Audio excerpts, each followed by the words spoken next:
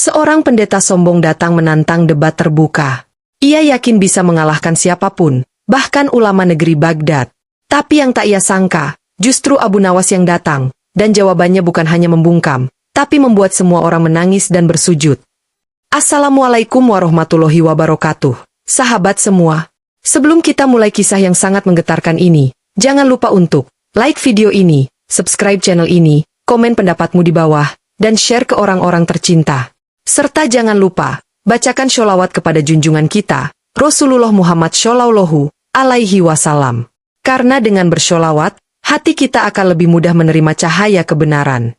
Di sebuah pagi yang tenang di negeri Baghdad, terdengar kabar yang membuat masyarakat berdatangan ke pusat kota.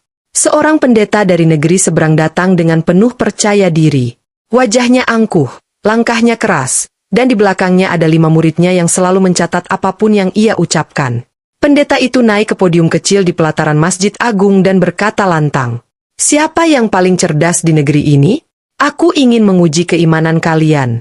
Dan aku ingin membuktikan bahwa apa yang kalian percayai hanyalah hayalan." Orang-orang mulai berkerumun.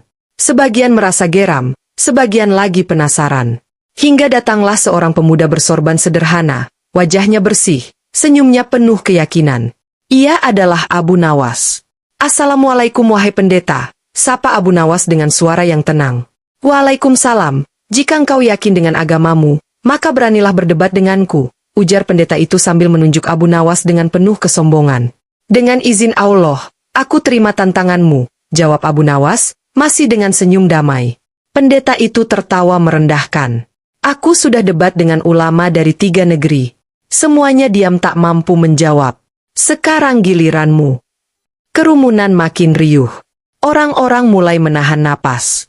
Bahkan pejabat istana yang kebetulan lewat ikut berhenti dan menonton. Hari itu, suasana Baghdad berubah jadi tegang. Abu Nawas menaikkan tangannya, memberi isyarat agar orang-orang tenang. "Wahai pendeta, mari kita mulai dari satu hal yang paling penting. Apa dasar keyakinanmu bahwa Nabi Isa adalah Tuhan?" tanya Abu Nawas. Pendeta itu menjawab, "Karena dia dilahirkan tanpa ayah. Itu bukti bahwa dia bukan manusia biasa, melainkan Tuhan." Abu Nawas mengangguk pelan. "Jadi, menurutmu sesuatu yang lahir tanpa ayah itu adalah Tuhan?" "Benar." Abu Nawas tersenyum. "Kalau begitu, bagaimana dengan Nabi Adam? Ia dilahirkan tanpa ayah dan tanpa ibu. Apakah ia lebih layak disebut Tuhan?" Pendeta itu tersentak. Murid-muridnya mulai gelisah. Sorak-sorai kecil terdengar dari kerumunan. "Jangan membandingkan. Isa membuat banyak mukjizat. Dia menghidupkan orang mati." Abu Nawas menjawab cepat. "Apakah itu membuatnya menjadi Tuhan? Bukankah semua mukjizat itu terjadi dengan izin Allah? Bahkan Musa membelah laut, Ibrahim tidak hangus dalam api, dan Sulaiman bicara dengan angin. Apakah mereka semua Tuhan?" Pendeta itu mulai kehilangan kata. Wajahnya merah padam. Ia mencoba berteriak membela argumennya, tapi Abu Nawas mendahului. "Wahai pendeta, kehebatan bukan berarti ketuhanan. Jika seseorang hebat, bukan berarti ia Tuhan. Semua mukjizat adalah tanda dari Allah, bukan bukti ketuhanan siapapun." Kerumunan mulai bersorak pelan, mengangguk-angguk. Sang pendeta masih berdiri, tapi matanya mulai gelisah. Di kejauhan, terdengar adzan zuhur berkumandang, seolah menguatkan siapa yang berada di jalan kebenaran. Setelah adzan selesai, Abu Nawas berdiri tegak, menghadap pendeta yang kini wajahnya mulai memucat. Sorak-sorai dari masyarakat mereda, menanti kelanjutan perdebatan yang menegangkan ini. "Wahai pendeta," lanjut Abu Nawas dengan tenang, "engkau katakan bahwa Nabi Isa adalah Tuhan karena ia bisa menghidupkan orang mati. Tapi apakah ia melakukannya atas kehendaknya sendiri, atau dengan izin Allah?" Pendeta itu diam. Abu Nawas mengangkat tangan ke arah langit dan berkata dengan suara tegas, "Di dalam kitab kalian sendiri tertulis bahwa Isa berkata, 'Dengan izin Tuhanku.' Maka bagaimana engkau berani mengatakan bahwa ia adalah Tuhan, sedangkan ia sendiri mengakui bahwa segala sesuatu yang ia lakukan adalah karena izin dari Zat yang Maha Kuasa?" Tiba-tiba murid si pendeta yang berdiri di sisi kirinya menggigit bibir dan mencatat dengan terburu-buru. Beberapa dari mereka mulai saling melirik satu sama lain. Pendeta itu mencoba mengelak. "Tapi Isa naik ke langit. Tidak ada manusia biasa yang bisa naik ke langit." Abu Nawas tersenyum lebih lebar. Naik ke langit bukan berarti menjadi Tuhan, wahai pendeta. Bukankah Nabi Idris juga diangkat ke langit? Bahkan Rasulullah Muhammad Shallallahu Alaihi Wasallam pun naik ke Sidratul Muntaha dan berbicara langsung dengan Allah dalam Isra, Mikraj. Apakah engkau akan menyebut semua itu Tuhan juga? Pendeta itu mulai goyah. Langkah kakinya mundur selangkah. Peluh menetes di dahinya. Tapi Isa akan datang kembali di akhir zaman. Suasana mulai panas. Abu Nawas justru menatap penuh iba. Justru karena itulah dia bukan Tuhan. Tuhan tak perlu datang 2 kali. Tapi seorang nabi yang diutus kembali adalah tanda bahwa tugasnya belum selesai. Ketika dia datang kembali, bukan untuk membawa agama baru, tapi untuk menyempurnakan dan menegakkan yang hak, seperti yang telah dibawa oleh Rasulullah Muhammad. Orang-orang terdiam. Lalu, perlahan suara tangisan kecil terdengar dari seorang wanita tua di tengah kerumunan. Ia berkata, "Subhanallah, aku belum pernah mendengar penjelasan sejelas ini seumur hidupku." Sang pendeta tak lagi menjawab. Ia terdiam, matanya kosong menatap tanah. Tapi Abu Nawas belum selesai. Ia melangkah maju dan berkata, "Wahai pendeta, aku tidak berdebat untuk menjatuhkanmu. Aku hanya ingin membuka tabir, bahwa kebenaran tak harus dibungkus dengan kesombongan. Jika engkau ingin mengenal kebenaran, bukalah hatimu. Jangan tutup dengan kesombongan intelektual dan gelar-gelar semu." Dan saat itu, suasana hening. Bahkan suara burung pun tak terdengar. Matahari bergeser perlahan, dan semua orang tahu, sesuatu yang besar baru saja terjadi di tengah-tengah mereka. Setelah ucapan Abu Nawas yang menyejukkan hati, semua orang terdiam. Tidak ada yang bersorak, tidak ada yang mencela. Bahkan pendeta yang semula datang dengan dada membusung, kini memandangi tanah dengan pandangan kosong. Murid-muridnya mulai gelisah. Salah satu dari mereka, yang tampak paling muda, mendekat kepada gurunya sambil berbisik, "Guru, apakah yang dia katakan itu salah?" Pendeta itu mengangkat wajahnya perlahan. Tapi sebelum ia sempat menjawab, Abu Nawas kembali berbicara, kali ini dengan suara yang pelan namun menusuk.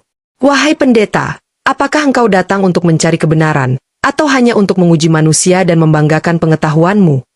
Kalau engkau benar-benar ingin kebenaran," lanjut Abu Nawas, "maka aku akan tanyakan satu hal terakhir.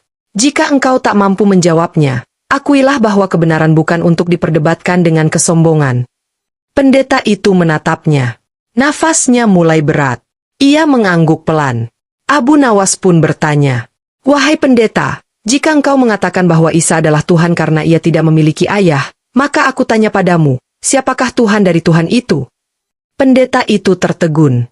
Abu Nawas melanjutkan, "Jika engkau mengatakan Isa adalah anak Tuhan, maka engkau membuat Tuhan menjadi beranak. Dan jika Tuhan beranak, apakah dia serupa dengan manusia?" Tiba-tiba air mata jatuh dari mata sang pendeta. Ia memejamkan mata, menggenggam erat jubahnya, dan tubuhnya mulai gemetar. "Tidak," lirihnya pelan. "Tidak seharusnya aku berkata seperti itu." Orang-orang mulai meneteskan air mata. Keheningan terasa seperti menyelimuti langit Baghdad. Bahkan angin pun seolah berhenti. Abu Nawas melangkah mendekat dan memegang bahu sang pendeta. "Wahai saudara, Allah tidak membutuhkan kita untuk dibela. Tapi kita yang butuh dibela olehnya. Kebenaran bukan untuk menang debat, tapi untuk menghidupkan hati yang hampir mati." Pendeta itu mulai terisak. Di antara orang-orang, seorang ulama tua bersorban putih menangis sambil berkata, "Baru kali ini aku menyaksikan debat yang tidak berakhir dengan kebencian, tapi dengan hidayah." Satu demi satu, masyarakat mulai bersujud, mengucapkan takbir pelan. Allahu Akbar. Maha suci Allah yang membolak-balikan hati manusia. Hari itu, Baghdad tak hanya menyaksikan debat, tapi juga menyaksikan kebesaran hati seorang pendeta yang luluh karena kebenaran, dan kelembutan seorang Abu Nawas yang tidak membalas kesombongan dengan amarah. Setelah air mata jatuh dari mata pendeta itu, suasana menjadi benar-benar hening. Abu Nawas tetap berdiri di sampingnya. Tak satu pun kata keluar dari mulutnya, hanya tatapan lembut yang tak menyudutkan, tak menghakimi. Beberapa detik kemudian, sang pendeta jatuh berlutut di hadapan banyak orang. "Aku telah sombong," gumamnya lirih. "Selama ini aku menutupi hatiku dengan ilmu, tapi hari ini, hatiku dibuka oleh kebenaran yang tak bisa dibantah." Ia menunduk. Tangan kirinya menggenggam dadanya, dan tangan kanannya terangkat perlahan. "Tunjukkan aku jalan yang benar, wahai Allah yang Maha Esa." Tunjukkan aku kebenaran yang datang darimu. Tiba-tiba, dari arah jamaah, seorang pemuda berteriak penuh haru. Allahu Akbar. Pendeta itu bersyahadat. Air mata mengalir dari wajah banyak orang. Bahkan beberapa murid sang pendeta ikut menangis. Mereka saling berpandangan, lalu satu persatu mendekat dan ikut bersujud. Abu Nawas tak meneteskan air mata, tapi wajahnya tampak basah oleh embun keikhlasan dan cahaya keberanian. Ia mendekat dan membisikkan kalimat syahadat ke telinga sang pendeta. Ucapkanlah, asyhadu an la ilaha illallah, wa asyhadu anna Muhammadan Rasulullah. Suara lirih terdengar dari bibir pendeta itu. Asyhadu an la ilaha illallah, wa asyhadu anna Muhammadan Rasulullah. Tangis pecah. Baghdad tak lagi menjadi kota yang hanya menyaksikan debat, tapi menjadi saksi perubahan seorang manusia yang selama ini hidup dalam gelap, kini bersujud di bawah cahaya Allah. Setelah beberapa saat, pendeta itu berdiri. Wahai Abu Nawas, katanya dengan suara serak, aku datang dengan kesombongan, tapi kau menyambutku dengan akhlak. Abu Nawas tersenyum, lalu menjawab dengan lembut. Siapapun yang datang dengan niat mencari kebenaran, Allah pasti menuntunnya. Tapi jika datang hanya untuk menang, maka yang dia temukan hanyalah kehampaan. Pendeta itu menunduk. Ia lalu mencopot salib besar yang selama ini tergantung di lehernya, dan menyerahkannya kepada Abu Nawas. Simbol ini tak lagi layak aku pakai. Biarlah hatiku yang bersaksi sekarang, bahwa tiada Tuhan selain Allah, dan bahwa Muhammad adalah Rasulullah. Kerumunan mulai bersuara pelan, bersholawat dan menangis bersama. Tak sedikit yang bersujud syukur. Abu Nawas berdiri, lalu mengangkat tangan dan menengadah. Ya Allah, Engkau yang membalikkan hati manusia. Hari ini Engkau tunjukkan keagunganmu, dan kami bersaksi atas kuasamu. Beberapa hari telah berlalu sejak debat besar itu mengguncang Baghdad. Tapi pembicaraan tentang Abu Nawas dan sang pendeta masih terus bergema di pasar-pasar, di kedai-kedai teh, bahkan di istana. Pendeta itu, yang kini telah memeluk Islam, memilih untuk menetap di Baghdad. Ia memotong jubah keagamaannya, mengenakan pakaian sederhana, dan mengisi hari-harinya dengan menimba ilmu dari para ulama dan duduk di majelis zikir. Namun yang paling sering ia datangi adalah majelis Abu Nawas. Suatu sore, setelah pengajian, mantan pendeta itu menghampiri Abu Nawas dan berkata, Wahai Abu Nawas, aku ingin bertanya, mengapa engkau tidak membantahku dengan kemarahan, seperti yang biasa dilakukan orang saat berdebat? Abu Nawas tersenyum. Karena kebenaran tidak perlu marah untuk menang. Dan karena Rasulullah telah mengajarkan bahwa akhlak lebih dalam daripada perkataan. Ia melanjutkan dengan suara yang tenang. Saat engkau berdiri dengan sombong waktu itu, aku tidak melihat musuh di hadapanku. Aku melihat saudara yang sedang mencari air di tengah padang pasir ilmu. Tugasku bukan menghantam, tapi menuntun. Mantan pendeta itu menunduk. Matanya berkaca-kaca. Ia lalu berkata, hari itu, aku datang untuk mengalahkanmu, tapi yang kalah adalah keangkuhanku. Dan yang menang bukan hanya engkau, tapi hati ini yang telah menemukan Rabb-nya. Abu Nawas tersenyum. Ia meraih tangan lelaki itu dan menggenggamnya erat. Jika engkau mencari kemenangan sejati, menangkanlah hatimu dari hawa nafsu. Jika engkau ingin menguasai dunia, kuasailah dirimu sendiri lebih dulu. Dari kejauhan, muadzin mulai mengumandangkan adzan maghrib. Langit Baghdad berwarna jingga. Angin sejuk meniupkan harum masjid ke seluruh kota. Orang-orang mulai berdatangan ke tempat wudhu, dan Abu Nawas berdiri sambil menepuk pundak sahabat barunya itu. Mari, kita tunaikan solat. Karena seindah-indahnya debat, tetap lebih indah sujud di hadapan Allah. Dan begitulah kisah itu berakhir. Hari itu, bukan hanya seorang pendeta yang kembali kepada fitrah, tetapi seluruh penduduk Baghdad mendapat satu pelajaran besar. Bahwa ilmu tanpa akhlak hanyalah kesombongan. Dan kebenaran tanpa kelembutan, hanya akan menjadi pertempuran. Tapi kebenaran yang dibawa dengan kasih sayang, akan menaklukkan bukan hanya kepala, tapi juga hati yang paling beku. Sahabat, dalam hidup ini, kita sering mengira bahwa yang paling keras suaranya adalah yang paling benar. Padahal seringkali, kebenaran datang dengan ketenangan. Bukan dengan emosi, tapi dengan akhlak dan hikmah. Abu Nawas tidak memenangkan debat dengan kemarahan. Ia memenangkan hati lawannya dengan kelembutan dan ketulusan. Dan itulah pelajaran terbesar hari ini. Bahwa ilmu tanpa akhlak akan menjadi kesombongan. Tapi ilmu yang dibalut keikhlasan akan menjadi cahaya bagi yang sedang tersesat. Semoga kisah ini membuat hati kita semakin dekat dengan Allah dan semakin cinta kepada Rasulullah Muhammad Shallallahu Alaihi Wasallam. Wassalamualaikum warahmatullahi wabarakatuh. Ketika 5 pendeta bersatu menantang Abu Nawas dalam debat tentang siapa nabi terakhir, tak ada yang menyangka, satu kalimat dari Abu Nawas membuat semuanya bersujud. Inilah kisah nyata yang menggetarkan hati dan membuka mata. Assalamualaikum warahmatullahi wabarakatuh, sahabat semua. Kali ini, kita akan menyaksikan kisah paling menegangkan dan penuh hikmah, saat Abu Nawas menghadapi 5 pendeta sekaligus dalam debat terbuka soal siapa sebenarnya nabi terakhir. Debat ini tidak hanya mengguncang istana, tapi juga membuat langit seolah bersaksi. Mari kita ikuti kisah luar biasa ini sampai akhir. Suatu pagi yang panas namun tenang di ibu kota, suasana istana mendadak berubah geger. Pasalnya, 5 orang pendeta dari berbagai penjuru negeri datang bersama pasukan keagamaan mereka. Mereka bukan sekadar pendeta biasa, tapi tokoh-tokoh terkenal yang sering berceramah dengan nada tinggi, dan hari itu, mereka datang bukan untuk damai. Mereka menantang satu orang. Ya, satu orang saja. Abu Nawas. Sang raja, yang mendengar kabar ini, langsung memerintahkan pasukannya membuka aula istana. Biarkan semua rakyat berkumpul, titahnya, karena hari ini, akan terjadi debat besar tentang kebenaran yang selama ini dipertanyakan banyak orang. Tema debat hari itu begitu tajam dan menyengat. Siapa nabi terakhir yang sebenarnya? Pendeta pertama berkata dengan lantang, suaranya menggema. Kami datang membawa dalil bahwa nabi terakhir bukanlah yang kalian sebut-sebut selama ini. Ada nubuat dalam kitab kami yang masih berlaku. Pendeta kedua menyusul dengan ejekan halus. Dan kami tahu Abu Nawas itu hanya tukang bermain kata, bukan ulama, bukan nabi, bukan pula rasul. Tapi mari kita uji dia. Kalau dia bisa menjawab kami berlima, kami akan mengakui kebenarannya. Abu Nawas muncul dengan tenang. Jubahnya lusuh, sendalnya tipis, wajahnya santai, tapi sorot matanya tajam. Ia tidak membawa kitab, tidak membawa pendukung, hanya membawa dirinya dan keyakinannya. Silakan duduk, wahai pendeta-pendeta terhormat, katanya sopan. Jika kalian ingin tahu siapa nabi terakhir, maka tanyakan dengan hati yang jujur, bukan dengan niat menyudutkan. Pendeta ketiga marah. Kami membawa nas tertulis, nubuat kuno dari para nabi sebelum kami, bahwa penutup para nabi belum datang.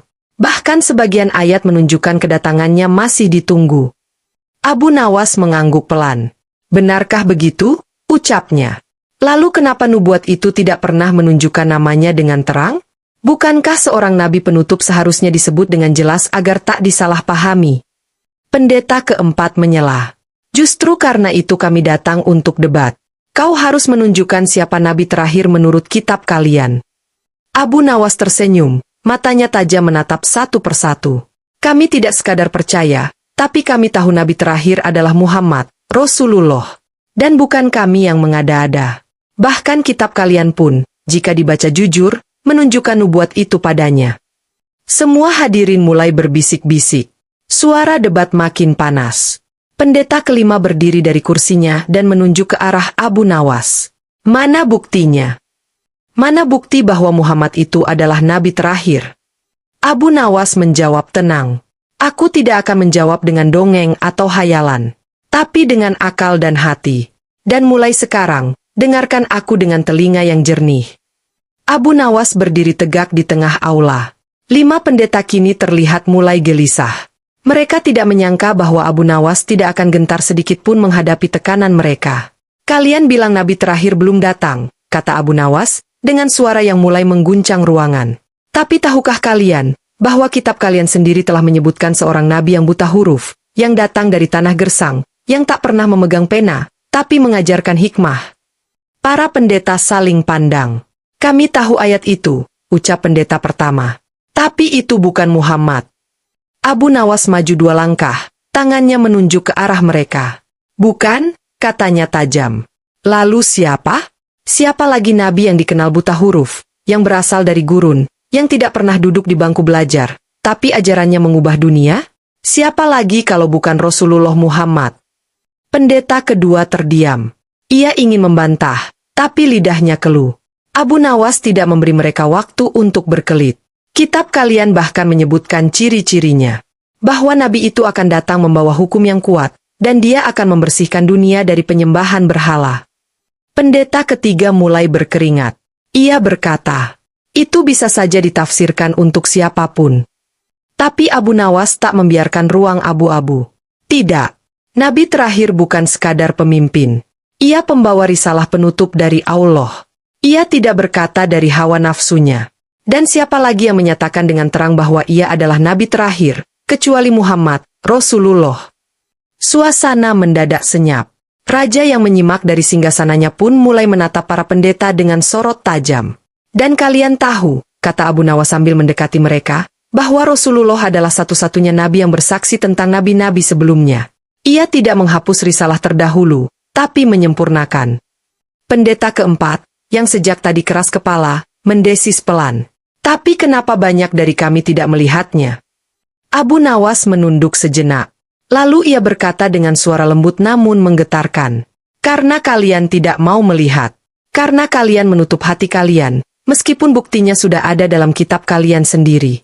Maka itu bukan masalah dalil lagi, tapi hati. Dan saat itulah, pendeta kelima, perlahan-lahan menundukkan kepalanya. Aku pernah membaca bagian itu. Gumamnya. Dan aku selalu bertanya-tanya, mengapa kami dilarang menyebutkan namanya? Suara rakyat yang menonton mulai ribut. Getaran debat ini tak hanya mengguncang istana, tapi juga menggugah hati sebagian dari para penonton. Debat belum selesai, tapi satu pintu kebenaran telah terbuka. Dan Abu Nawas bersiap membuka pintu yang lebih besar di bagian selanjutnya. Aula istana terasa makin panas. Bukan karena cuaca, tapi karena kebenaran mulai meruntuhkan tembok keangkuhan. Setelah pendeta kelima mulai goyah, 4 pendeta lainnya panik. Mereka saling pandang dan mengangguk pelan. Tiba-tiba, pendeta pertama berdiri dengan naskah tebal di tangannya. Wahai Abu Nawas, katanya lantang, jika kau benar-benar yakin bahwa Muhammad adalah nabi terakhir, maka jawab ini, kenapa nubuat terakhir kami tidak menyebutkan namanya secara langsung? Abu Nawas tersenyum. Itulah tipu daya kalian. Kalian hanya membaca yang ingin kalian baca. Tapi kalian lupakan bahwa tidak semua kebenaran disebut dengan terang. Sebab ia hanya akan dimengerti oleh yang bersungguh hati mencari. Pendeta kedua mencoba menjebak. Kalau begitu, jawab kami sekarang, kenapa Muhammad, Rasulullah, tidak datang dari keturunan nabi kami? Bukankah garis keturunan itu penting untuk seorang utusan? Abu Nawas berjalan pelan ke tengah aula, lalu berkata lantang. Karena Allah ingin menunjukkan bahwa kebenaran tidak dibatasi oleh darah atau suku, tapi oleh wahyu dan kemuliaan jiwa. Rasulullah datang dari bangsa yang kalian hina, bangsa Arab, untuk menghapus kesombongan ras dan menunjukkan bahwa siapapun yang membawa risalah dari Allah, Dialah yang mulia. Gemuruh suara takbir pun terdengar dari beberapa rakyat yang menonton. Sementara kelima pendeta makin panas, makin tak sabar. Pendeta ketiga kini maju, mengeluarkan selembar perkamen kuno. Kalau begitu, Abu Nawas, bagaimana dengan ayat ini? Katanya sambil menunjuk tulisan samar. Bukankah tertulis, seorang pembela akan datang, dan ia akan mengajarkan kalian semua hal. Abu Nawas tersenyum, seolah sudah menebak jebakan itu. Itulah ayat yang kalian sembunyikan maknanya. Pembela itu, yang kalian sebut dengan berbagai nama, dalam bahasa aslinya disebut Ahmad. Dan siapa nama lain Rasulullah, jika bukan Ahmad? Pendeta ketiga tersentak. Itu adalah dalil yang bahkan mereka pelajari, tapi sengaja disembunyikan dari umatnya. Ahmad, gumam pendeta keempat. Nama itu ada dalam manuskrip kuno kami.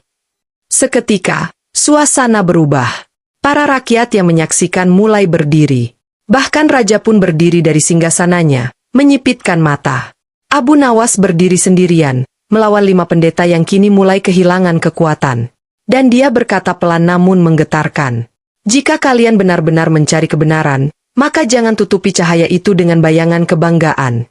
Karena Rasulullah Muhammad adalah cahaya terakhir yang diutus Allah untuk seluruh umat manusia, dan tidak akan ada nabi sesudahnya. Suasana aula membeku.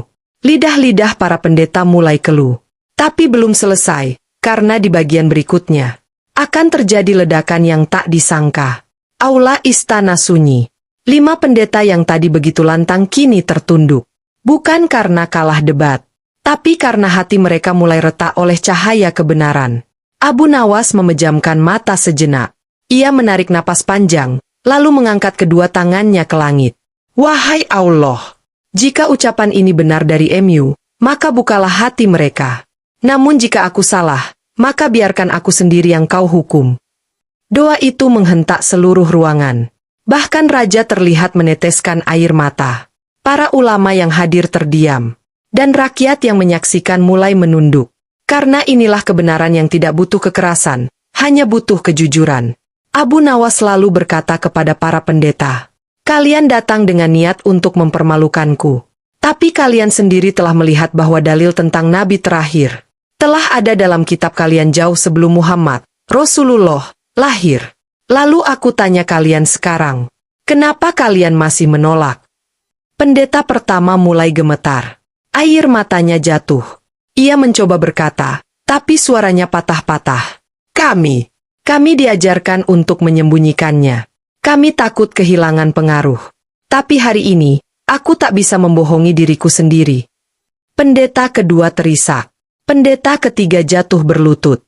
Sementara pendeta kelima menangis terseduh dan berkata, "Kami yang sombong. Kami yang menolak cahaya. Tapi Abu Nawas, satu kalimatmu barusan telah merobek dinding kebutaan kami."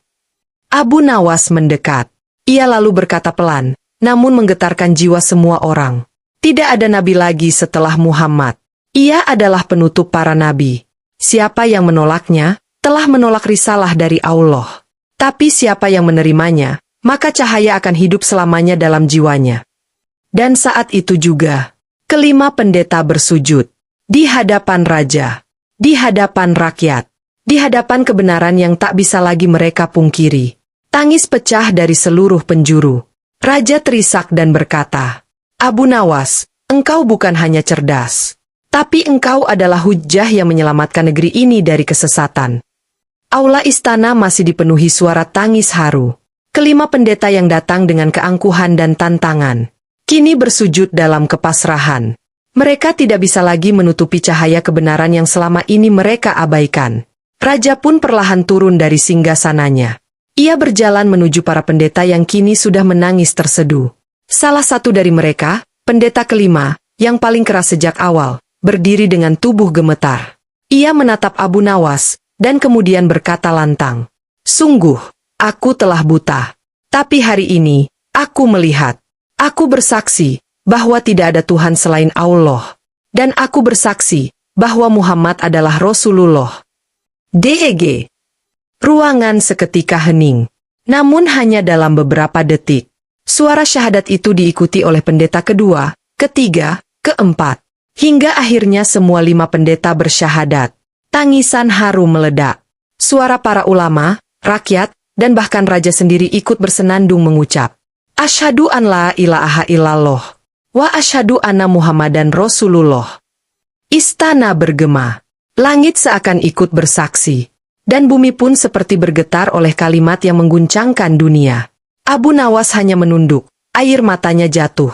Ia tidak menang karena pintar. Ia menang karena kebenaran memang tidak bisa ditutupi. "Wahai manusia," katanya pelan, "berapa banyak dari kita yang menolak kebenaran? Hanya karena ia datang dari orang yang tidak kita sukai? Jangan biarkan ego membakar jembatan menuju Allah." Raja pun memeluk Abu Nawas. "Kau bukan hanya menyelamatkan kami dari kesesatan," katanya, "tapi kau juga menghidupkan hati kami yang nyaris mati." Dan sejak hari itu, 5 mantan pendeta menjadi murid Abu Nawas. Mereka tidak lagi berdiri di atas kesombongan, tapi duduk di bawah cahaya ilmu dan keikhlasan. Dan istana pun berubah menjadi tempat ilmu, bukan hanya tempat kekuasaan. Dalam dunia yang seringkali dipenuhi dengan kebingungan dan kesombongan, Abu Nawas menunjukkan bahwa kebenaran tidak perlu dibela dengan kekerasan, cukup dengan ilmu, ketenangan, dan keberanian menyampaikan dalil. 5 pendeta yang awalnya datang dengan niat menjatuhkan, akhirnya justru sujud dalam cahaya kebenaran, mengakui bahwa Rasulullah Muhammad adalah nabi terakhir. Semoga dari kisah ini, kita semua semakin teguh menjaga iman, semakin semangat mencari ilmu, dan tidak mudah tertipu oleh suara yang menyimpang dari petunjuk Allah. Berilmu tinggi, tapi hatinya kotor. Abu Nawas hanya bilang satu kalimat. Para ulama langsung terdiam dan menangis. "Assalamualaikum warahmatullahi wabarakatuh. Saudaraku yang dirahmati Allah. Pernahkah kita merasa rajin ibadah, tapi masih merasa gelisah? Hafal banyak ilmu, tapi hati masih mudah tersinggung dan sombong? Dalam video ini, kisah Abu Nawas akan membuka mata kita, bahwa ilmu saja tidak cukup. Hati juga perlu dibersihkan. Bukan dengan kata-kata, tapi dengan air mata dan kejujuran di hadapan Allah. Siapkan hati dan imanmu, karena di akhir cerita ini, bisa jadi, kamu akan menangis. Di sebuah negeri yang makmur namun penuh tanda tanya, raja yang bijaksana memutuskan untuk mengadakan sebuah majelis ilmu di halaman istana. Para ulama dari seluruh penjuru negeri diundang. Tema debat kali ini bukan tentang fikih, bukan tentang hukum waris, bukan pula tentang jihad, tapi tentang hati. Siapa yang bisa menjelaskan apa itu hati yang bersih, dan bagaimana cara menjaganya? Tanya sang raja dengan sorot mata penuh makna. Para ulama mulai saling memandang. Ada yang membuka kitab, ada yang mengangkat tangan lebih dulu. Ulama pertama berkata lantang, hati yang bersih adalah hati yang tidak pernah melakukan dosa. Tidak menyimpan dendam, tidak iri, tidak benci. Bersih dari segala macam penyakit batin. Ulama kedua langsung menyambung, tapi tidak cukup itu. Hati yang bersih juga harus selalu dipenuhi zikir, dan ingat terus kepada Allah setiap saat. Benar, sahut ulama ketiga. Namun jangan lupa, hati juga harus bersih dari niat ria.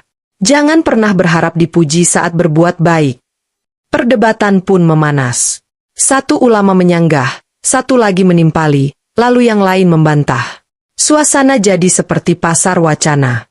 Tiba-tiba, dari pojok halaman istana, seorang lelaki berpakaian compang-camping melangkah maju. Sandalnya hanya satu, dan jubahnya sobek, tapi wajahnya bersinar damai. Itulah Abu Nawas. Semua langsung diam. Raja mengangguk, memberi izin Abu Nawas untuk berbicara. Wahai para alim ulama, ucap Abu Nawas sambil duduk santai di tanah, kalian semua benar. Tapi sayangnya, semuanya hanya di lidah, tidak di dada. Para ulama mendelik, tapi raja tersenyum. Apa maksudmu, Abu Nawas? Tanya sang raja. Abu Nawas menjawab pelan, hati yang bersih bukan yang tahu banyak tentang bersih, tapi yang tahu bahwa ia kotor, lalu terus mencucinya. Seketika, suasana jadi hening. Bahkan burung pun seolah berhenti berkicau. Ulama paling tua bersuara lirih, tapi bagaimana mencucinya? Abu Nawas memejamkan mata sebentar. Lalu ia berkata, dengan menangis, bukan di depan manusia, tapi di depan Allah. Setelah Abu Nawas menyebut kata, menangis di hadapan Allah, suasana majelis itu membeku. Para ulama, yang sebelumnya saling adu argumen, kini saling menunduk. Tak ada yang menyanggah. Tapi raja belum puas. Abu Nawas, ujar sang raja, engkau bilang hati dibersihkan dengan menangis. Tapi bukankah banyak orang yang menangis tapi hatinya tetap keras? Abu Nawas menoleh pelan. Matanya dalam. Lalu ia berdiri, berjalan ke depan para ulama dan berkata, yang menangis karena sedih belum tentu bersih. Tapi yang menangis karena takut kehilangan Allah, itu yang hati bersih. Ulama termuda yang duduk di barisan belakang menangis diam-diam. Tapi Abu Nawas belum selesai. Ia menoleh ke semua yang hadir dan mengajukan satu pertanyaan yang tak disangka-sangka. Siapa di antara kalian yang malam tadi berdoa sambil merasa dirinya hina? Tak ada yang angkat tangan. Abu Nawas tersenyum kecil, tapi senyumnya penuh luka. Kita bicara tentang hati bersih, tapi kita tidur tanpa meminta ampun. Kita baca kitab, tapi lupa bahwa kita masih penuh sombong. Kita hafal ayat, tapi lupa mencuci dosa yang kita sembunyikan dari manusia, tapi tidak dari Allah. Salah satu ulama besar menunduk dan berbisik, benar, aku tidak lebih tahu tentang hatiku daripada Allah sendiri. Seketika suasana berubah. Tak lagi ada yang ingin menang dalam debat. Tak lagi ada yang ingin terlihat paling benar. Yang tersisa hanya diam. Dan diam itu lebih keras dari teriakan manapun. Raja pun meneteskan air mata. Lalu beliau bertanya pelan. Lalu bagaimana cara kami menjaga hati tetap bersih, wahai Abu Nawas?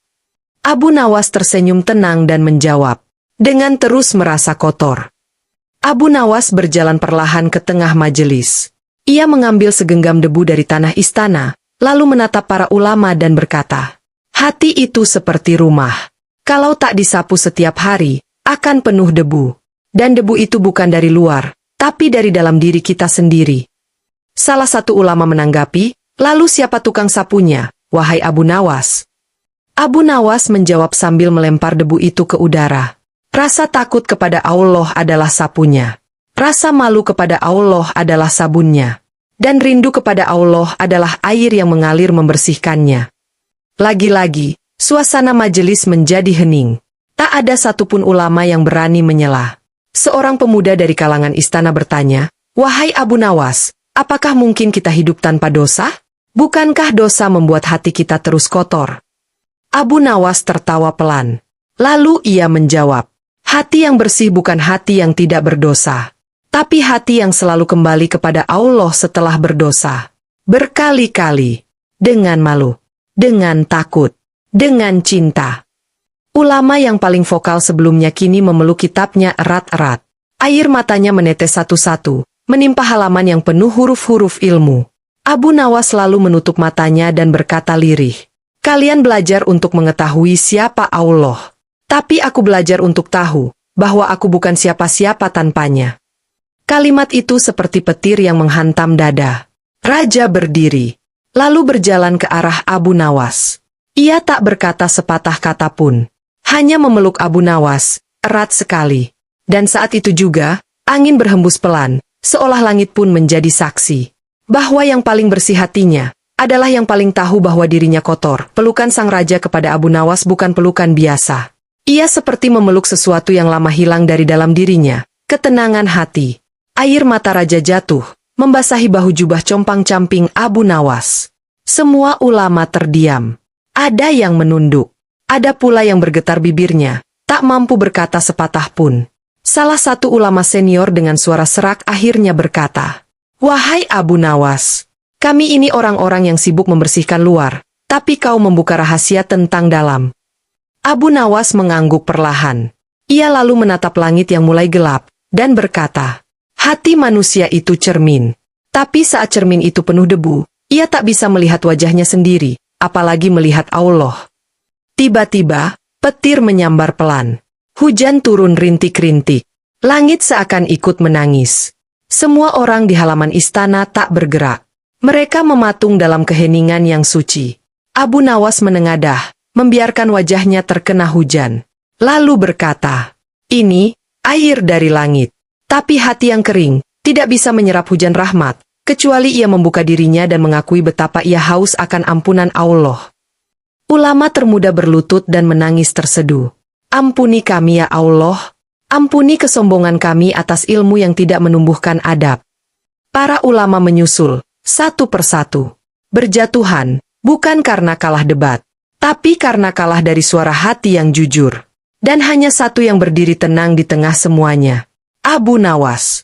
Dengan tenang, ia berkata, "Ilmu tanpa hati adalah bejana kosong. Tapi hati yang bersih, meski tak banyak tahu, bisa lebih dekat pada Allah daripada yang paling banyak bicara." Hujan perlahan reda. Tapi air mata para ulama belum berhenti.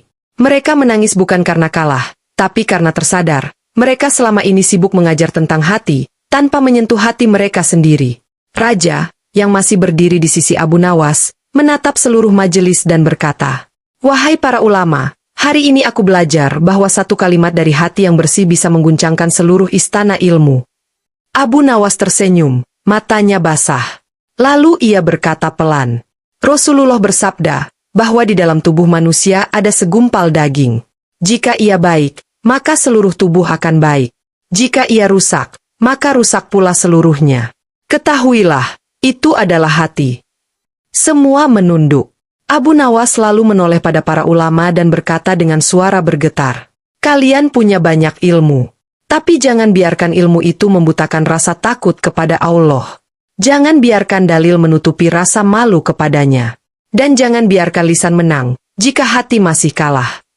Seketika, suasana berubah. Majelis bukan lagi ajang debat, tapi menjadi lautan taubat. Bukan lagi tempat adu dalil, tapi tempat tunduk pada kejujuran nurani. Raja berkata, "Abu Nawas, hari ini engkau tak mengalahkan siapa-siapa. Tapi engkau telah memenangkan semua hati yang hadir." Dan kalimat itu menjadi penutup yang paling lembut. Abu Nawas menatap langit. Bibirnya bergetar. Dan dengan suara pelan, ia berkata, "Wahai Allah, aku tidak datang membawa banyak amal.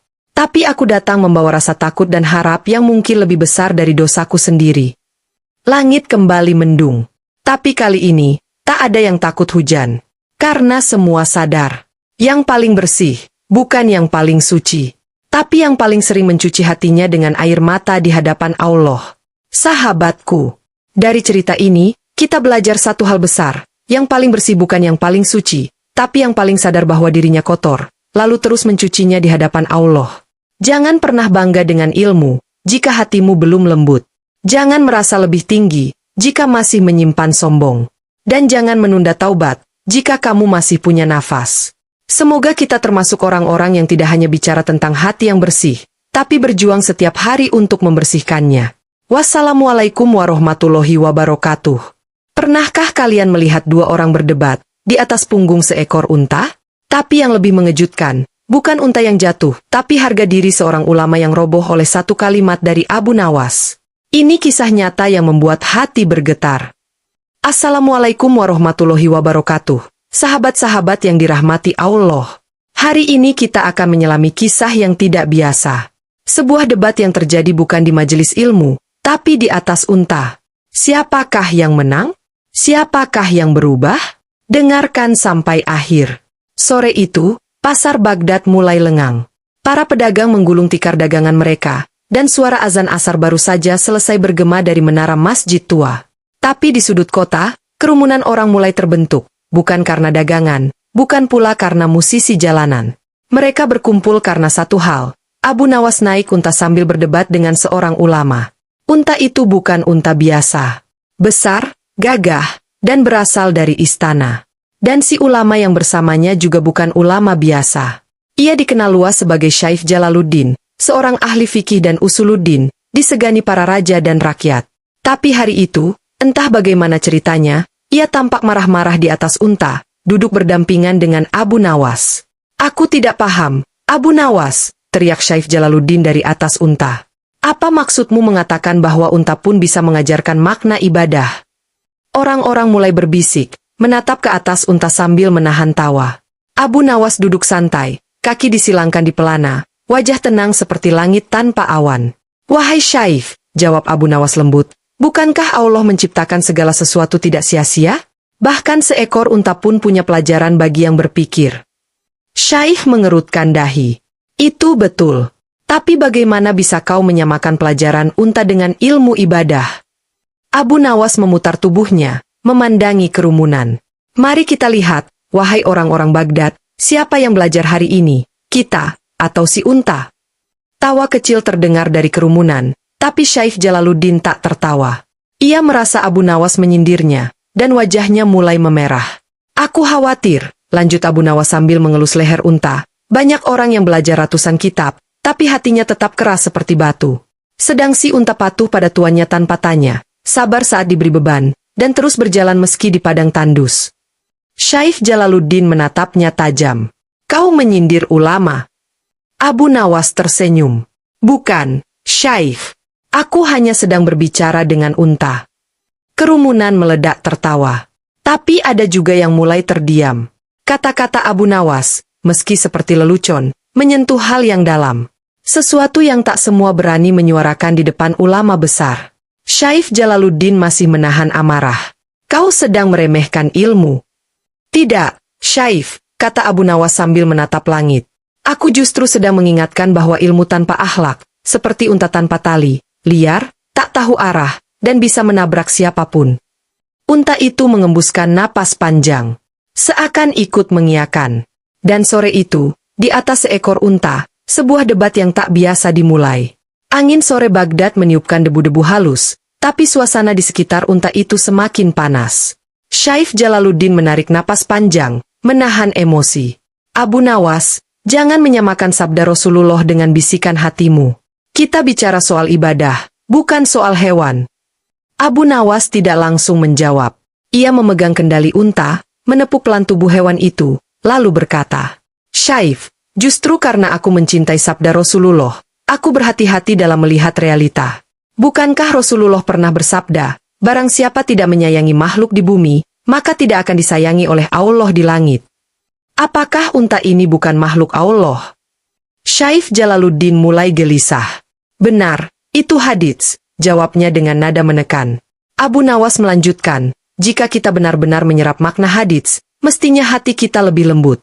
Tapi hari ini, aku mendengar nada keras keluar dari mulut seorang yang hafal ribuan dalil. Apa yang salah, Syaikh? Ilmumu? Atau hatimu?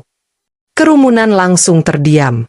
Unta yang mereka tunggangi tetap berjalan perlahan di tengah kota, diiringi bisik-bisik warga yang mengiringi mereka seperti arak-arakan. Hatiku? Syaikh Jalaluddin menatap tajam. Apa maksudmu menuduh hati seorang ulama? Abu Nawas menjawab, maafkan aku jika terdengar kasar, tapi aku hanya mengulang kisah yang disampaikan seorang guru dalam kitabnya. Tentang seorang alim yang marah saat nasihat datang dari orang biasa. Padahal dalam marahnya, ia sedang menolak hidayah Allah yang dikirim melalui lisan hamba yang dianggap kecil. Syaikh terdiam. Unta berhenti sejenak di depan masjid kecil, dan suara anak-anak madrasah terdengar sedang melantunkan ayat yang artinya, maka disebabkan rahmat dari Allah lah kamu berlaku lemah lembut kepada mereka. Suara itu membekas dalam hati banyak yang mendengar, termasuk Syaikh Jalaluddin. Abu Nawas meliriknya perlahan. Lihatlah, Syaikh, anak-anak itu bahkan sudah belajar makna kelembutan. Tapi mengapa kita, yang sudah dewasa, masih belajar saling membentak? Syaikh menunduk. Tangannya yang semula menggenggam keras tali pelana, kini mulai melemas. Aku merasa dipermalukan. Abu Nawas tersenyum kecil. Syaikh, aku tidak sedang mempermalukan. Aku hanya ingin kita sama-sama pulang dari perjalanan ini dengan pelajaran, bukan hanya dengan lelah. Unta itu kembali berjalan. Tapi kali ini, yang menunduk bukan hanya kepala ulama, melainkan egonya juga. Langit Baghdad mulai berubah warna. Cahaya jingga menyelimuti atap-atap rumah, dan bayangan unta serta dua penunggangnya memanjang di tanah. Di tengah perjalanan itu, Syaikh Jalaluddin masih diam. Wajahnya tidak lagi marah, tapi seperti memikirkan sesuatu yang dalam. Suara langkah unta yang pelan seolah jadi musik pengiring renungannya. Lalu tiba-tiba, Syaikh membuka suara dengan nada berbeda dari sebelumnya. Lembut. Berat. Abu Nawas, aku ingin bertanya, jujur dan tulus, seperti murid kepada guru. Orang-orang yang mengikuti dari belakang menajamkan telinga. Silakan, Syaikh, jawab Abu Nawas dengan tenang. Apa tujuan sebenarnya dari ibadah? Tanya sang ulama. Pertanyaan itu sederhana, tapi menghentak semua yang mendengarnya. Bahkan seekor anjing jalanan pun berhenti menggonggong, seolah ingin ikut mendengar jawabannya. Abu Nawas menoleh, menatap Syaikh Jalaluddin dalam-dalam. Tujuan ibadah, ucapnya pelan, bukan hanya agar manusia masuk surga, tapi agar manusia layak untuk berada dekat dengan Allah. Suasana hening. Abu Nawas melanjutkan, dan seseorang tak akan pernah layak jika hatinya penuh kemarahan, kesombongan, dan merasa diri paling benar. Syaikh Jalaluddin menelan ludah. Dan jika hatimu kosong dari cinta dan kelembutan, lanjut Abu Nawas, maka syalatmu bisa saja panjang, puasamu bisa saja ketat, tetapi jiwamu jauh dari kehadiran Allah. Lagi-lagi, kerumunan sunyi. Kali ini bukan karena tak ada yang bicara, tapi karena semua hati sedang bicara dengan dirinya sendiri. Jadi, gumam Syaikh, ibadah bukan hanya soal amal, tapi soal akhlak. Abu Nawas mengangguk. Ibadah yang sejati adalah ketika engkau tidak hanya menyembah Allah, tapi engkau juga menjadi rahmat bagi makhluk Allah. Dan unta itu berhenti tepat di depan pasar tua Baghdad. Di sana, terlihat seorang pengemis tua sedang duduk dengan kaki pincang, tangannya gemetar, memegang mangkuk kosong. Abu Nawas turun dari unta tanpa berkata apa-apa. Ia dekati si pengemis dan memeluknya erat. Kemudian mencium tangannya dan meletakkan sesuatu di telapak tangan si pengemis, roti hangat dan segenggam perak. Ini, kata Abu Nawas sambil tersenyum, adalah ibadah yang tidak tertulis di kitab manapun, tapi tertulis di dalam hati. Dan saat itu juga, Syaikh Jalaluddin menangis. Air mata Syaikh Jalaluddin jatuh satu persatu. Tidak ditahan, tidak disembunyikan. Ia memalingkan wajah sejenak, tapi orang-orang sudah melihatnya. Seorang ulama besar, menangis di atas unta, bukan karena dipermalukan, tapi karena tersadar. Kerumunan yang tadinya menganggap debat ini hiburan, kini mulai tertunduk. Beberapa dari mereka menyeka mata. Bahkan si pemilik warung teh di ujung jalan menghentikan aktivitasnya, duduk bersila, mendengarkan dalam diam. Abu Nawas, dengan wajah yang tetap tenang, berkata pelan, "Wahai Syaikh, Maafkan aku bila ucapanku terlalu keras. Syaif menggeleng. Tidak, bukan keras. Tapi benar. Dan kebenaran itu, kadang seperti pedang. Mengiris yang paling dalam. Ia turun dari unta, langkahnya goyah. Orang-orang segera memberi jalan. Ia berdiri di depan Abu Nawas, lalu memeluknya. Aku terlena oleh gelar, bisiknya. Terlena oleh panjangnya ilmu, dan lupa bahwa ilmu tanpa kelembutan hanya membuatku tinggi di atas langit, tapi tak berguna di bumi. Abu Nawas menjawab dengan suara sangat pelan, tapi mengguncang siapapun yang mendengar. Rasulullah bukan hanya guru yang membawa wahyu, tapi juga manusia yang mencintai. Jika engkau ingin mengikuti jejaknya, maka ikutilah akhlaknya sebelum dalilnya. Tangis semakin pecah. Bahkan seorang lelaki tua yang mengaku ateis pun tampak mengusap matanya. Unta itu masih berdiri diam. Seolah tahu bahwa punggungnya hari ini menjadi saksi pertobatan. Tempat dua manusia tinggi ilmunya, tapi baru sekarang merendahkan diri mereka di hadapan hakikat. Kemudian, Abu Nawas menatap ke arah langit. Awan mulai bergerak pelan. Wahai Allah, ucapnya penuh haru, bukan banyaknya hafalan yang kami banggakan. Tapi cukupkanlah kami dengan hati yang bersih untuk mencintai sesama. Agar ibadah kami tak hanya sampai ke langit, tapi juga menyentuh bumi. Malam mulai turun di kota Baghdad. Satu persatu warga yang tadi mengerumuni mulai bubar. Tapi kesan dari kejadian itu membekas. Tak akan pernah hilang dari ingatan mereka. Debat yang dimulai dengan ego, diakhiri dengan air mata. Abu Nawas dan Syaif Jalaluddin kini duduk bersila di depan masjid. Unta telah dilepas kembali ke kandang istana. Sisa cahaya lampu minyak menyoroti wajah mereka. Dua wajah yang tadi tampak menegang, kini teduh dan damai. Syaif Jalaluddin membuka pembicaraan terakhir malam itu. Abu Nawas, aku telah salah menilaimu. Aku pikir engkau hanya seorang penghibur istana. Tapi hari ini, engkau menyelamatkan hatiku. Abu Nawas hanya tertunduk. Bukan aku, Syaif, jawabnya pelan. Tapi mungkin unta itu. Syaif tertawa, lalu menepuk pundak Abu Nawas. Kalau begitu, mulai besok, aku akan mengajarkan tafsir sambil menunggang unta. Abu Nawas terkekeh, asal jangan debat sambil marah-marah, nanti untanya kabur. Semua tertawa. Tapi kemudian, Abu Nawas kembali serius. Ia berdiri, memandang malam, lalu berkata, Wahai Syaif, banyak orang merasa sudah sampai pada Allah hanya karena rajin ibadah. Padahal yang sampai adalah orang-orang yang membawa hati yang lembut dan penuh kasih, bukan hanya hafalan dan dalil. Syaif Jalaluddin mengangguk.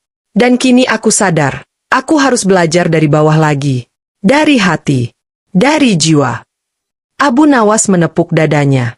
Karena sesungguhnya, rumah Allah bukan hanya di langit, tapi di dalam dada hamba-hamba yang rendah hati. Malam itu ditutup dengan pelukan dan doa.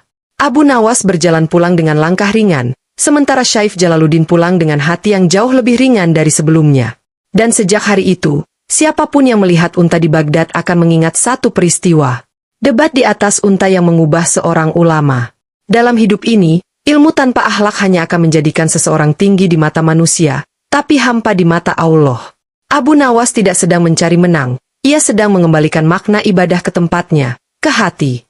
Dan ulama besar yang tadinya marah, akhirnya menangis dan bersujud dalam sadar. Semoga kita dijauhkan dari kesombongan ilmu dan diberikan kelembutan hati, seperti yang diajarkan Rasulullah. Sampai jumpa di kisah selanjutnya. Wassalamualaikum warahmatullahi wabarakatuh. Bayangin cuma satu kalimat, tapi bisa bikin raja pingsan di depan seluruh istana. Kalimat ini keluar dari mulut Abu Nawas, dan seisi kerajaan geger total. Kenapa bisa sampai segitunya? Tonton sampai akhir, karena kalimat ini bisa bikin kamu merinding. Assalamualaikum warahmatullahi wabarakatuh, sahabat semua. Hari ini kita akan dengar kisah yang luar biasa, kisah tentang keberanian seorang rakyat kecil bernama Abu Nawas, yang berani menegur raja di tengah majelis istana. Tapi tunggu, bukan dengan emosi, bukan dengan teriakan, melainkan dengan satu kalimat yang bikin semua orang sujud. Hari itu langit tampak tenang, tapi istana sedang bergolak. Para menteri gelisah, para penasihat dia membisu, dan raja duduk di singgasananya dengan dahi mengkerut, menatap tajam ke arah seorang lelaki berpenampilan biasa tapi wajahnya bersinar, Abu Nawas. Suasana aula megah itu sangat hening, hanya terdengar derit sandal para pengawal. Sebab pagi itu, sebuah perdebatan besar akan digelar. Bukan debat biasa. Bukan pula adu cakap tanpa arah. Tapi ini adalah debat soal kebenaran, keadilan, dan kuasa yang digelar langsung oleh raja karena merasa Abu Nawas terlalu sering membuatnya kewalahan. Maka, dipanggillah para ahli logika, ulama istana, bahkan filsuf dari luar negeri. Tapi anehnya, sang raja tetap menunjuk Abu Nawas sebagai satu-satunya penantang. "Aku ingin kau menjawab satu hal, Abu Nawas," ujar raja sambil berdiri dan mengangkat tongkat emasnya. "Jika aku ini raja yang punya kekuasaan mutlak, apakah aku bisa memutuskan apa saja sebagai kebenaran, termasuk menyalahkan yang benar dan membenarkan yang salah?" Abu Nawas tersenyum. Tapi ia tak langsung menjawab. Ia menatap para hadirin, memutar tubuh, lalu menunduk sebentar. Kemudian, "Wahai Paduka Raja, bolehkah hamba menjawab dengan satu kalimat saja?" Sang raja mengangguk dengan penuh percaya diri. "Silakan. Tapi satu kalimat itu harus cukup untuk menjelaskan semuanya. Jika tidak, kau akan dihukum hari ini juga." Semua yang hadir menahan napas. Abu Nawas mengangkat kepalanya, dan dengan suara lantang, ia berkata, "Jika raja bisa menyalahkan yang benar dan membenarkan yang salah, maka raja bukan sedang menegakkan keadilan, tapi sedang menantang Allah." Duar! Kalimat itu jatuh seperti petir di siang bolong. Seluruh istana geger. Para ulama saling menatap. Filsuf dari luar negeri langsung duduk gemetar. Dan sang raja mendadak terdiam, lalu pingsan di atas singgasana. Para tabib berlarian. Pengawal panik. Abu Nawas tetap berdiri tenang, bahkan sempat berkata pelan, "Ampuni hamba, wahai Paduka." Tapi kebenaran tak bisa dikalahkan oleh tahta. Beberapa saat setelah sang raja jatuh pingsan, suasana di istana benar-benar membeku. Para menteri masih tak percaya, ulama mengusap janggut dengan gugup, dan para penjaga yang biasanya gagah kini saling berpandangan seperti anak ayam kehilangan induk. Sementara itu, Abu Nawas tetap berdiri tenang. Tidak ada sedikit pun ketakutan di wajahnya. Ia tahu apa yang baru saja ia ucapkan bukan sekadar kalimat, itu tamparan lembut bagi kekuasaan yang menyimpang. Tabib kerajaan bergegas datang. Mereka membasuh wajah raja dengan air zam-zam dan minyak kesturi. Dalam waktu beberapa menit, sang raja sadar. Tapi, ia tak langsung marah. Justru ia menatap Abu Nawas dengan mata yang berkaca-kaca. "Abu Nawas, apakah kau sungguh yakin Allah yang lebih tinggi dari segala keputusan seorang raja?" Abu Nawas mendekat, lalu bersujud sebentar, sebelum menjawab pelan namun menggetarkan. "Paduka, jika manusia adalah pemilik mutlak kebenaran, maka tak perlu lagi ada hari pembalasan. Tapi karena Allah lah yang maha mengetahui, maka siapapun yang menyimpang dari kebenarannya, sedang menuju kehancuran yang nyata." Raja menggigit bibirnya. Ia tahu, Abu Nawas tidak sedang menghina. Justru, ia sedang menyelamatkan. Para penasihat istana mulai berbisik. Ada yang berani berkata, "Tapi bagaimana mungkin seorang rakyat kecil berani berbicara seperti itu kepada raja?" Abu Nawas menoleh. Karena dalam ilmu yang diajarkan Rasulullah, orang kecil sekalipun berhak mengingatkan yang besar, jika yang besar mulai lupa bahwa di atas langit, masih ada Allah. Gempar. Ucapan itu membuat seluruh istana menunduk. Tak ada lagi yang berani menyanggah. Bahkan sang filsuf dari Persia berkata lirih, "Di negeri kami, belum pernah ada yang seberani itu, kecuali para nabi dan orang-orang pilihan." Sang raja menghela napas. Ia bangkit dari singgasana, berjalan perlahan menuju Abu Nawas, dan memeluknya. "Engkau benar, wahai Abu Nawas. Tapi apakah engkau siap jika seluruh istana memusuhimu setelah ini?" Abu Nawas hanya tersenyum. Jika istana membenci kebenaran, maka istana itu sedang menggali lubang kubur untuk dirinya sendiri. Pelukan raja kepada Abu Nawas ternyata tak diterima baik oleh semua pihak. Di balik pilar-pilar marmer megah istana, muncullah wajah-wajah yang mulai berubah kelam, para pejabat licik yang merasa terancam. "Jika Abu Nawas terus didengar raja, maka habislah seluruh siasat kita," bisik seorang menteri tua kepada koleganya. Mereka tahu, kekuasaan bisa dikendalikan. Tapi kebenaran yang dibawa Abu Nawas, itu bagaikan api dalam sekam. Hari berganti. Seisi kota membicarakan satu kalimat Abu Nawas yang bikin raja pingsan. Di pasar, di masjid, di tempat duduk para tetua, semua gemetar antara kagum dan takut. Bahkan para murid madrasah menghafalnya seolah itu bagian dari ilmu tauhid. Jika raja menyalahkan yang benar dan membenarkan yang salah, maka ia sedang menantang Allah. Namun ancaman mulai datang. Suatu malam, Abu Nawas dipanggil secara diam-diam oleh utusan istana. Tapi yang menunggunya bukan raja, melainkan 5 orang penasihat utama yang diam-diam merencanakan sesuatu. Abu Nawas, kata mereka, berhentilah bermain-main dengan kata-kata. Raja itu mudah terpengaruh. Kami tidak. Jika kau terus bersilat lidah, kami pastikan lidahmu tak lagi bisa bicara. Namun, seperti biasa, Abu Nawas tidak gentar. Ia hanya menatap mereka dan berkata, Aku tidak ingin mulia karena pujian, dan tidak takut hina karena kebenaran.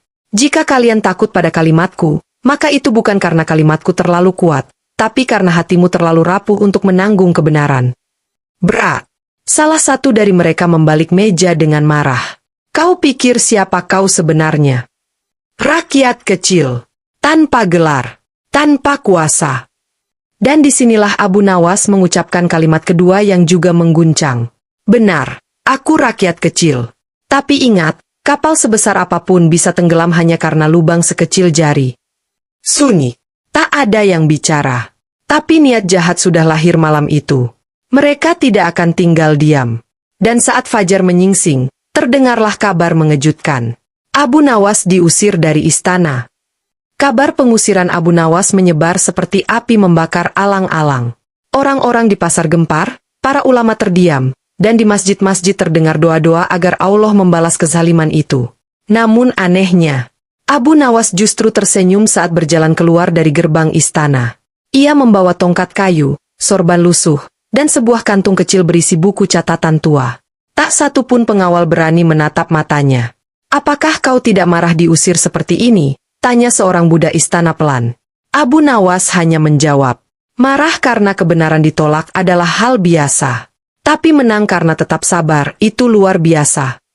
Namun di balik pengusiran ini, raja justru memendam sesuatu. Sang raja, yang semula tunduk pada tekanan para penasihat, kini mulai merasa hampa. Tiada hari tanpa terngiang kalimat Abu Nawas. Jika raja membenarkan yang salah, maka ia sedang menantang Allah. Hari-hari berlalu.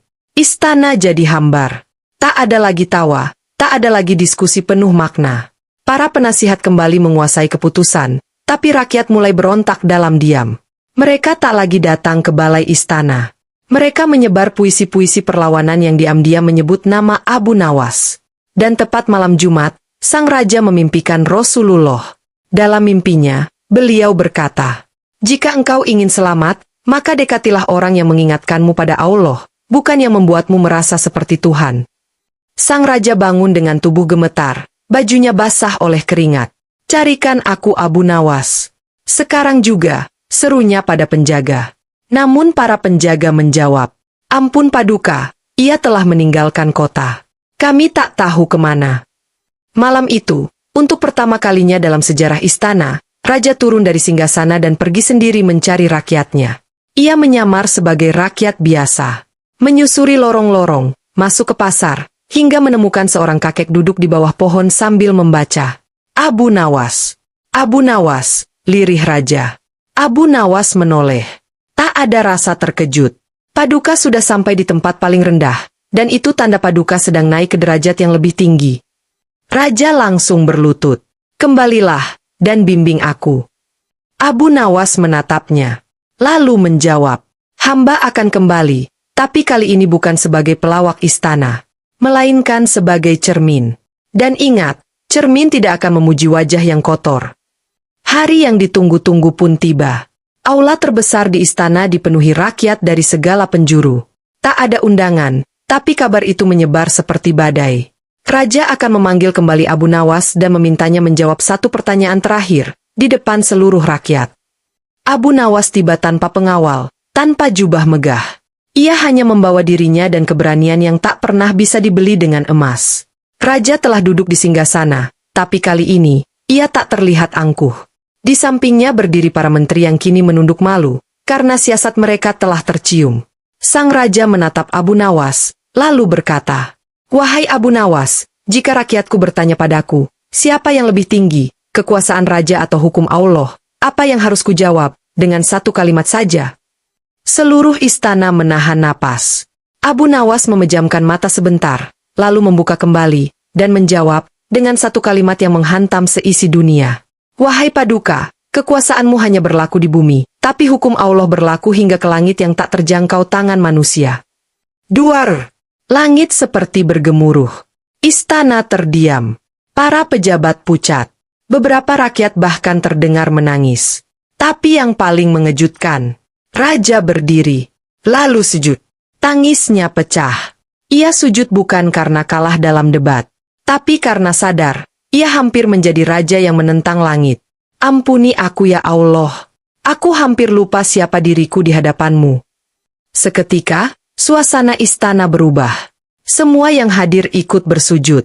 Para menteri yang dulu membenci Abu Nawas kini mencium tanah. Dan sang raja berkata keras di hadapan semua. Mulai hari ini, tidak ada hukum yang boleh berdiri lebih tinggi dari hukum Allah. Dan siapapun yang membungkam suara kebenaran, dialah yang akan terusir dari negeri ini. Abu Nawas tidak berkata apa-apa. Ia hanya menunduk, lalu berbalik dan melangkah keluar istana, tanpa menoleh ke belakang. Ia tidak haus pujian. Ia tidak butuh tahta. Yang ia jaga, hanya satu. Kalimat yang membuat langit tidak murka. Sahabatku, kebenaran itu kadang pahit. Tapi justru di sanalah letak kemuliaan. Abu Nawas tidak meminta pujian, tidak minta pangkat, yang ia jaga cuma satu, agar manusia tidak lupa bahwa kekuasaan itu fana, tapi hukum Allah kekal selama-lamanya.